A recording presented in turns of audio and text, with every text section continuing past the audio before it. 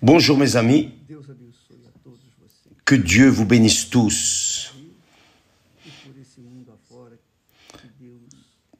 Dans tout ce monde, que Dieu vous bénisse tous en ce jour. J'aimerais partager avec vous une parole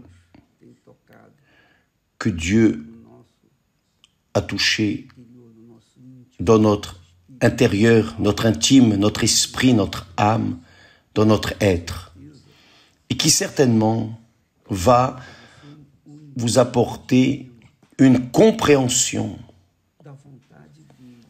de sa volonté pour vous qui me regardez maintenant.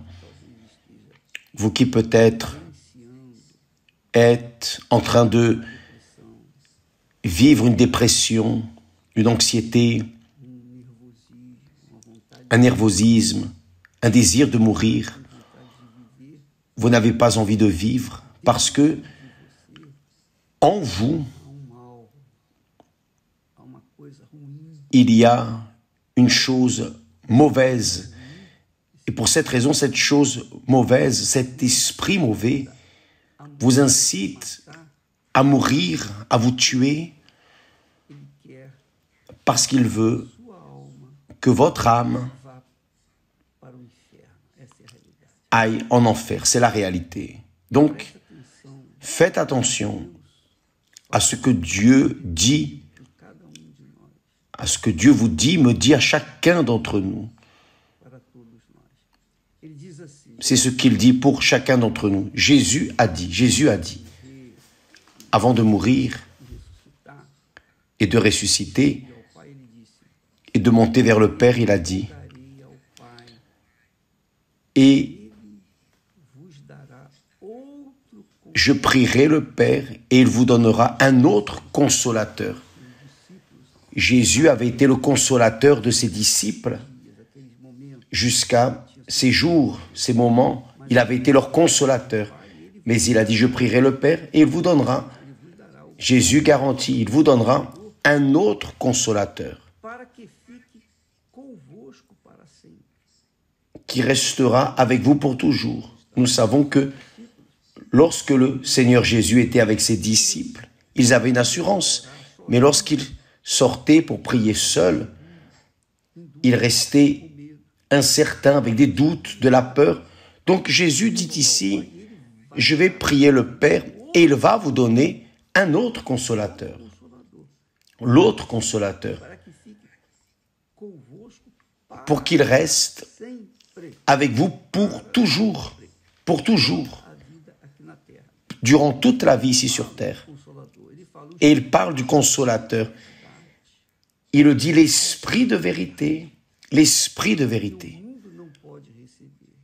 Que le monde ne peut recevoir. Qui est enfant de Dieu ne le reçoit pas. Qui n'est pas enfant de Dieu ne le reçoit pas. Le monde ne peut le recevoir parce qu'il ne le voit pas et ne le connaît pas.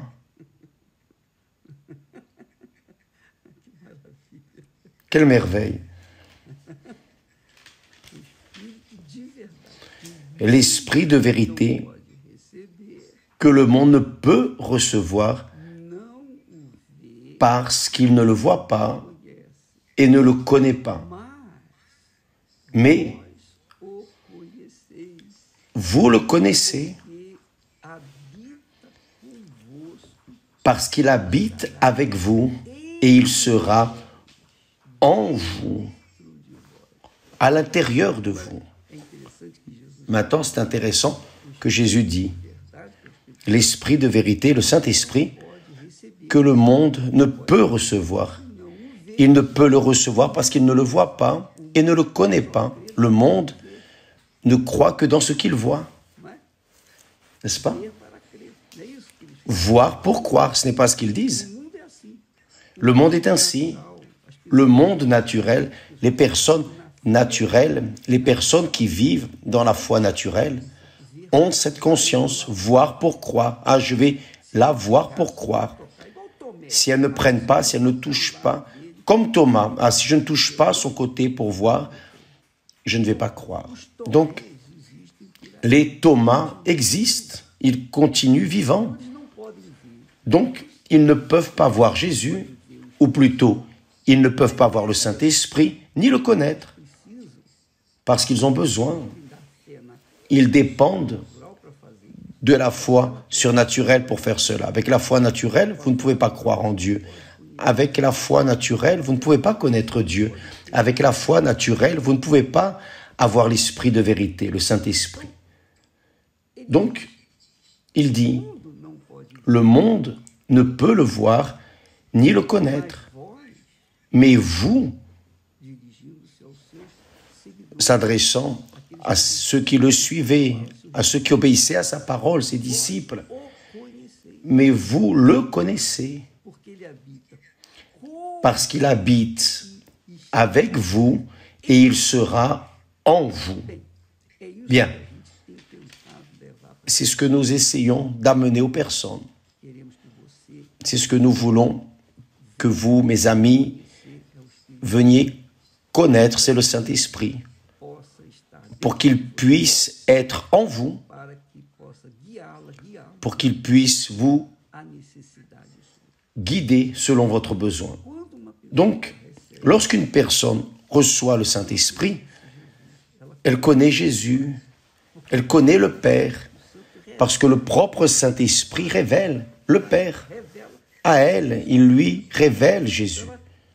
Donc, elle est convaincue de quelque chose que même la mort n'est pas capable d'arracher d'elle. Donc les problèmes, les difficultés, les luttes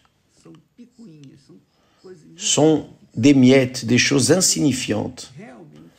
Parce que réellement, quand la personne a le Saint-Esprit, elle dépasse les barrières. Elle passe par des tribulations et elle triomphe. Elle se maintient forte parce que l'Esprit de Jésus, le même Esprit qui a guidé Jésus, est en train de la guider. Donc Jésus a tout vaincu. Pourquoi? Parce que le Saint-Esprit était avec lui. Et lorsque nous avons le Saint-Esprit, nous vainquons tout. Nous sommes toujours en train de vaincre, même s'il semble que nous ayons été vaincus, mais non. Jamais, jamais, à aucun moment, parce que le Saint-Esprit nous guide, il dit, vous le connaissez, parce qu'il habite avec vous, et il sera en vous. C'est ce que nous essayons de vous passer.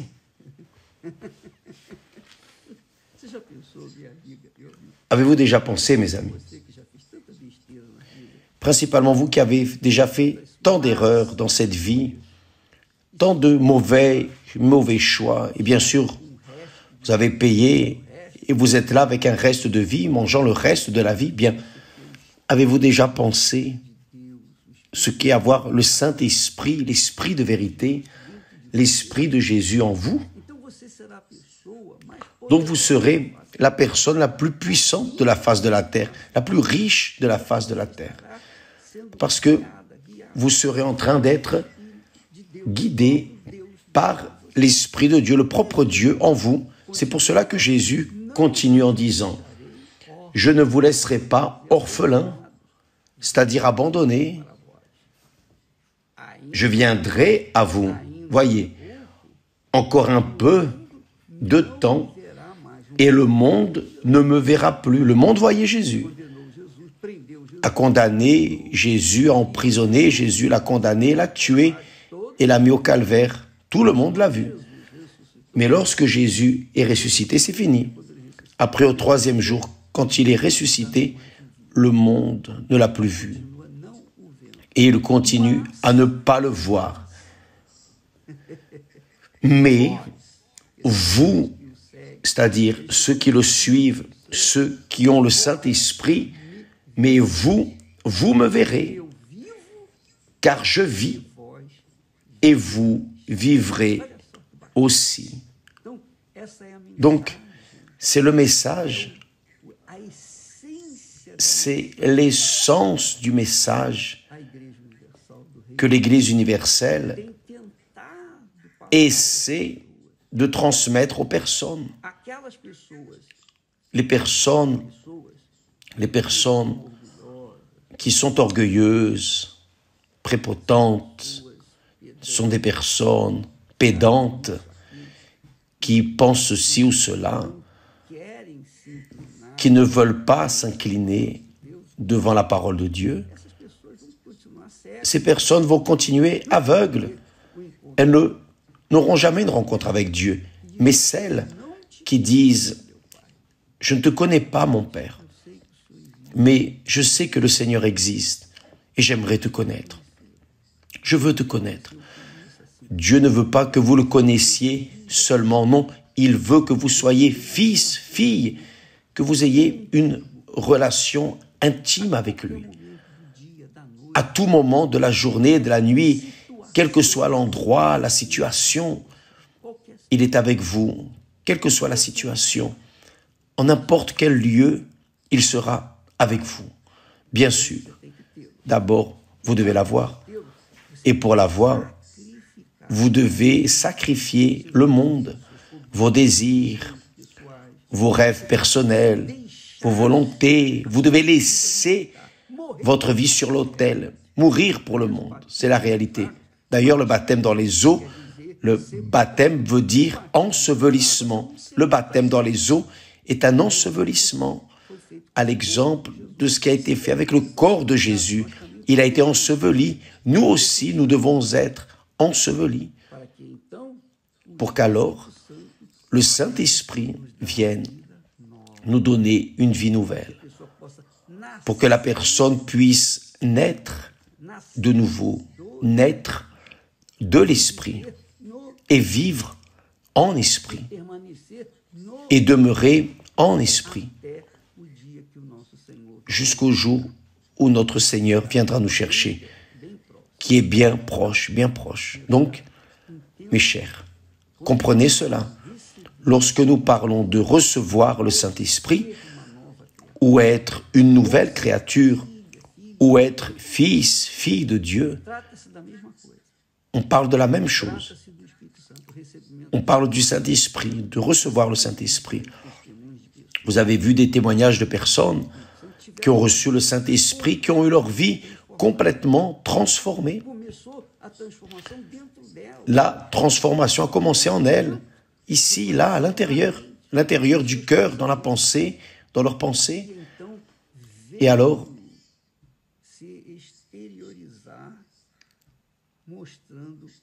cela s'est extériorisé en montrant une vie nouvelle à tout le monde. Donc, qui vous voit, qui a le Saint-Esprit, est en train de voir Dieu en vous. Et c'est ce que veut dire sanctifier le nom du Seigneur Jésus-Christ ici sur terre. C'est avoir l'image de Dieu qui se reflète dans votre vie, dans ce monde entier, pour que le monde voit que Dieu existe à travers vous. Comprenez-vous, mes chers amis? Une fois, quelqu'un dit à Jésus, « Seigneur, montre-nous le Père. » Philippe, montre-nous le Père. Et Jésus a dit, « Philippe, il y a si longtemps que je suis avec vous et vous n'avez pas encore vu le Père. Celui qui me voit, voit le Père. » Et c'est la vérité. Quiconque voit le Fils, voit le Père. Mais le Fils n'est vu que si réellement il est Fils. S'il n'est pas Fils, il ne sera pas vu. Le Père ne sera pas vu en lui. Donc Dieu veut être vu à travers vous, mes amis. Je sais que cela pour le monde naturel est impossible, mais pour le monde de la foi surnaturelle, pour ce monde de la foi surnaturelle, le monde qui est au-dessus de tout, de ce monde, complètement contraire à ce monde, le monde de Dieu, le royaume de Dieu, la personne a, oui, l'obligation d'exhaler le parfum de Jésus, a l'obligation de porter l'image du Seigneur Jésus. Et qui voit cette personne va voir Dieu en elle, dans son caractère, dans sa manière d'être, une personne véritable, honnête, intègre, une personne incorruptible, une personne de la vérité. Elle a l'esprit de vérité, elle ne parle pas de mensonges.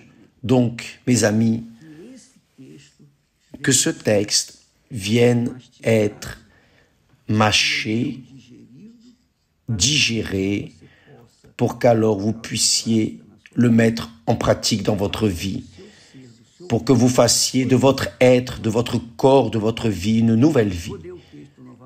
Je vais lire le texte de nouveau, faites attention.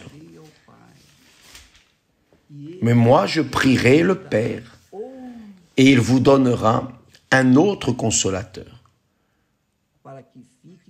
afin qu'il demeure éternellement avec vous. Ce n'est pas comme une entité qui monte, qui descend, non, dans les centres spirites. Mais le Saint-Esprit, lorsqu'il vient, il reste, il demeure et demeure jusqu'à la mort. L'Esprit de vérité que le monde ne peut recevoir. Parce que le monde veut des satisfactions personnelles, veut conquérir le monde, c'est la réalité. Mais qui reçoit le Saint-Esprit, l'Esprit de vérité, prend possession du royaume de Dieu. Prend possession du royaume de Dieu. Donc il dit, l'Esprit de vérité que le monde ne peut recevoir, parce qu'il ne le voit point et ne le connaît point. Mais vous, vous le connaissez, car il demeure avec vous, et il sera en vous. Voyez, vous dites évêque, vous avez déjà dû penser, l'évêque nous transmet une paix, quelque chose de différent. Ce n'est pas moi, non, c'est l'Esprit qui est en moi, c'est Dieu, c'est mon Seigneur qui est en moi, le Seigneur Jésus en esprit en moi. Mais il ne veut pas seulement rester en moi, il veut rester avec vous, il veut entrer en vous. Il veut vivre avec vous, faire son habitation en vous. Il veut faire de votre cœur, de votre corps, son habitation, son temple. Il dit, je ne vous laisserai pas orphelin, je viendrai à vous, je viendrai, et nous attendons son retour. Et ne nous a pas laissé orphelins parce que son esprit est avec nous. Encore un peu de temps et le monde ne me verra plus. Ces moments, c'est cela. Le monde ne l'a pas vu. Mais vous, vous me verrez. Vous me verrez. Vous pouvez voir Dieu en moi, dans ma maison, dans notre famille. Vous pouvez voir Dieu dans notre mariage, dans notre conduite. Enfin, vous pouvez voir. Mais vous, vous me verrez. Vous allez voir Dieu à travers votre vie. Quand le Saint-Esprit viendra sur vous, vous allez voir Dieu, vous allez sentir, percevoir Dieu. Non vous seulement, mais également les autres personnes. Et il dit, car je vis et vous vivrez aussi. Donc, celui qui reçoit le Saint-Esprit est réellement fils, fille de Dieu. Et là, il n'y a plus quoi conquérir, parce qu'il a déjà tout conquis, tout ce qu'il y a de plus glorieux, puissant, riche, qu'il peut y avoir sur la face de la terre. Le Saint-Esprit illumine votre compréhension, que le Saint-Esprit ouvre votre compréhension pour comprendre ces mots simples, mais puissants. Que Dieu vous bénisse et à demain. Au nom du Seigneur Jésus. Ah, j'aimerais vous rappeler qu'aujourd'hui, dans toutes les églises universelles, c'est la chaîne de délivrance. Vous qui passez des moments de terreur, nervosisme, peur, dépression, insomnie, anxiété, tristesse, enfin, vous avez perdu un être cher, vous êtes désespéré, Vous n'avez plus de joie. Aujourd'hui, c'est le jour d'arracher le mal, l'esprit mauvais qui a fait de votre vie une vie amère. Votre vie est amère parce que il y a un esprit amer là en vous. Venez aujourd'hui recevoir la délivrance dans une église universelle et dimanche, venez recevoir le Saint-Esprit, d'accord? Que Dieu vous bénisse au nom du Seigneur Jésus. Amen.